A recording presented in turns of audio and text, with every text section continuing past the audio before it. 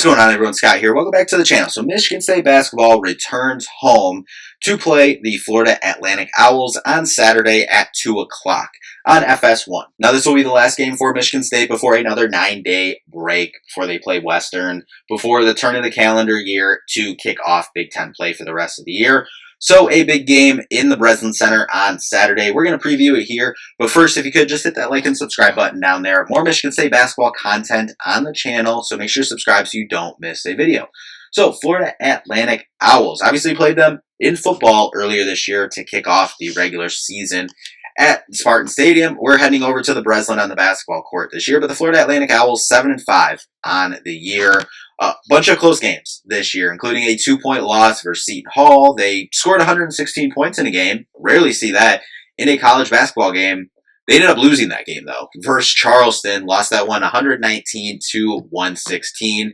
But listen, this team, as you can tell by that and some of their other results, this team can score the ball. They come with a fairly balanced scoring attack. Caleb Glenn averages about 14 per game for them. Leland Walker, 11. Baba Miller, 11. Trey Carroll, about 10. Matas Fokatasis, no, that was absolutely said wrong, but he averages about 10 as well. So that's 5 guys averaging 10 points per game or more. Baba Miller leads the way on the glass with them, about 7 boards a game. Matas adds about 6 rebounds a game. Leland Walker leads the way in assists for them, about 5 per game.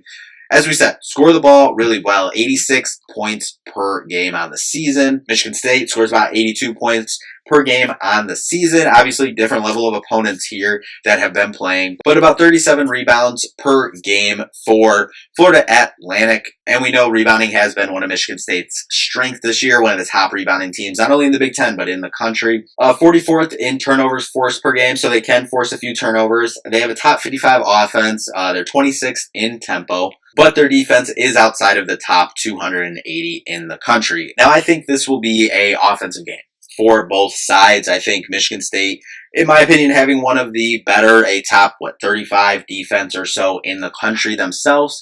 I think they'll be able to slow down this Florida Atlantic offense overall, but you never know. Florida Atlantic don't shoot it super well from 3 on the year, but we saw that in the Oakland game at the end of the first half, them kind of getting hot, keeping that thing close. Florida Atlantic about 37% on the year from 3, something to watch for there. But as we said, they score the ball, this year they've scored the ball well, have a bunch of guys averaging double figures for them. So definitely something to account for here on Saturday in the Breslin Center. For Michigan State, I kind of want to see Konkar has had I don't even want to say rough couple games, but he's had a stretch this season where he was doing a lot of stuff, not just the incredible athletic dunks and, stuff like that, but, he's been hitting his free throws, which he's still done the last couple games here, even though his scoring hasn't been what it's been, in Maui, before Maui, and just outside of that. But it was the other stuff, the half-court offense stuff, the cutting, and doing other things that affect winning for Michigan State. Would like to see him get back on track here. Then we'd like to see the threes as they've, started to trend in the right direction for Michigan State. We'd like to see those start to go down and then continuing to, fine-tune those rotations. Izzo's obviously still playing, 10, 11 guys consistently here.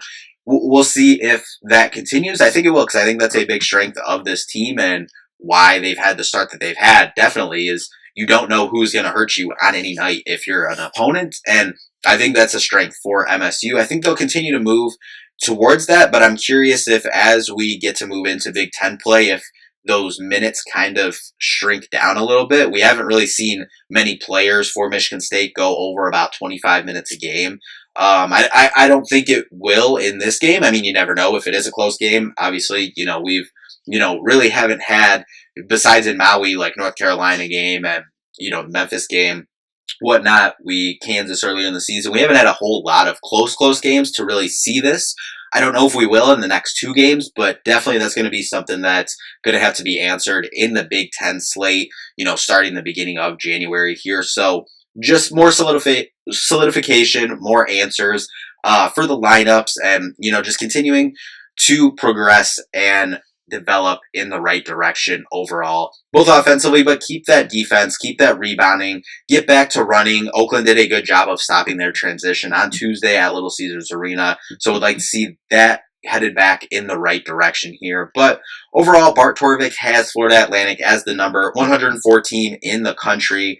They also have this as a 88-74 Michigan State win. Hopefully that seems about right. Hopefully they can push that a little bit more, get a nice comfy victory for the fans that'll be in the Breslin Center and everyone else watching from home going into Christmas next week. And again, another 9-day break for Michigan State before they face Western Michigan and Dwayne Stevens coming back to the Breslin Center on on December 30th. So that's the preview for this one. We will obviously be back to recap this one after the game this weekend. So anyway, that'll do it for this one. Thank you all so much for watching. We'll see you in the next one. Peace out.